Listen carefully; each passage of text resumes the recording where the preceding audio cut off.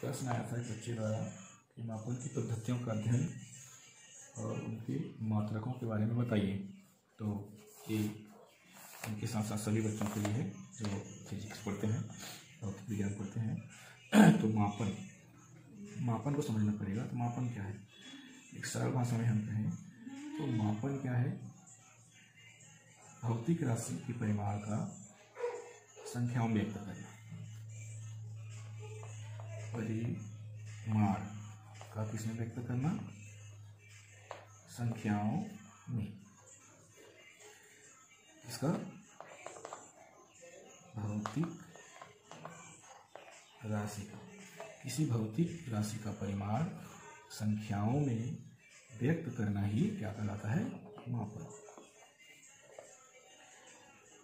यह मूलतः जो है मापन मूलतः क्या होता है, तुलना करने की एक प्रक्रिया है। मापन क्या है, तुलना करने की एक प्रक्रिया। इसमें भौतिक राशि की मात्रा की तुलना। अब इसमें भौतिक राशि की मात्रा की तुलना, ना किसकी तुलना है ये, मात्रा की तुलना। मात्रा की तुलना। अब मात्रा की तुलना किससे होती है, मात्रा की तुलना जो पूर्व निर्धारित मात्रा होती है, इससे पूर्व निर्धारित मात्रा से। तो इसमें में ये समझ में आ जाता है कि मापन क्या है। मापन एक भौतिक राशि के परिमाण के संख्याओं में क्या करना, संख्याओं में व्यक्त करना। व्यक्त करना क्या है, मापन है।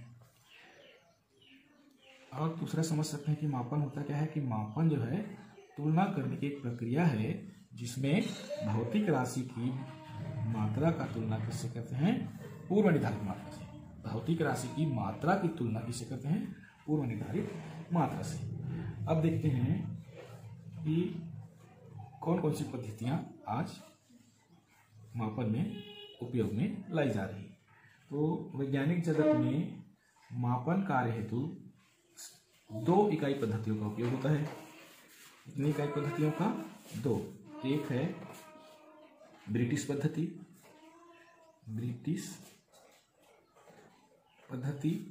और दूसरा है फ्रेंच पद्धति।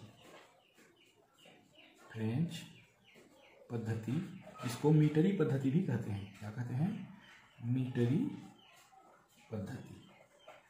तो हमारे पास मात्रा की तुलना को, ये मापन को 2 तरीकों से हम कर सकते हैं। एक तो ब्रिटिश पद्धति से और एक फ्रेंच पद्धति से। फ्रेंच पद्धति को क्या कहते हैं, मीटरी पद्धति। अब यहाँ देखें, ये ब्रिटिश पद्धति को समझने का प्रयास करें तो इसको FPS सिस्टम भी कहते हैं। FPS system. अब F क्या है, F का मतलब यहाँ पर फुट, P मतलब पाउंड और S मतलब समय। यही यहाँ पर फ्रेंच पद्धति को देखें तो फ्रेंच पद्धति में इसको कहा जाता है CGS सिस्टम। CGS सिस्टम या CGS पद्धति। तो CGS पद्धति में C का मतलब क्या है, C का मतलब सेंटीमीटर, G का मतलब भार या ग्राम, G का मतलब ग्राम, और ये समय। तो इसी को आगे चलकर लगभग 1960 के दशक में ये जो है MKS पद्धति से ये बना। इससे MKS पद्धति से ये क्या बन गया, CGS पद्धति। अब देखते हैं कि यहाँ फुट का मतलब क्या है। तो ब्रिटिश पद्धति में लंबाई को मापने के लिए किसका इस्तेमाल किया गया, फुट, F। और भार के लिए क्या इस्तेमाल किया गया, पाउंड, P। और समय के लिए क्या इस्तेमाल किया गया, ये समय, सेकंड, S। इसी प्रकार से यहाँ देखें फ्रेंच पद्धति में, तो वही लंबाई के लिए सेंटीमीटर,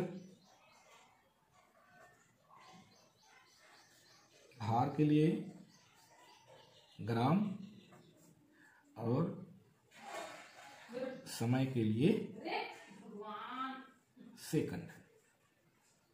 यहाँ भी ये सेकंड कर देता हूँ, ये सेकंड इस्तेमाल किए थे। इसी पद्धति से हम क्या करते हैं, मात्रकों की तुलना करते हैं, भौतिक राशि की मात्रा का तुलना करते हैं।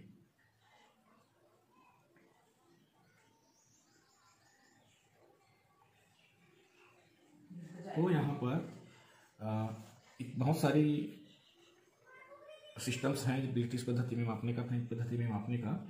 यहाँ कुछ चीज़ों का मैं आपको उदाहरण देकर समझा देता हूँ। धारिता के माप के लिए, इसके लिए धारिता के माप, तो धारिता के माप के लिए ये 4 गिल बराबर 1 पॉइंट और 2 पॉइंट बराबर 1 क्वार्टर, 2 पॉइंट बराबर 1 क्वार्टर, 4 क्वार्ट बराबर 1 गैलन, 4 क्वार्ट बराबर 1 गैलन, 2 गैलन बराबर 1 पेक, 2 गैलन बराबर 1 पेक, 4 पेक बराबर 1 बूसल, 4 पेक बराबर 1 बूसल, 1 बूसल और 3 बूसल बराबर 1 बैग, 5 बूसल बराबर 1 सैक, 5 बूसल बराबर 1 सैक,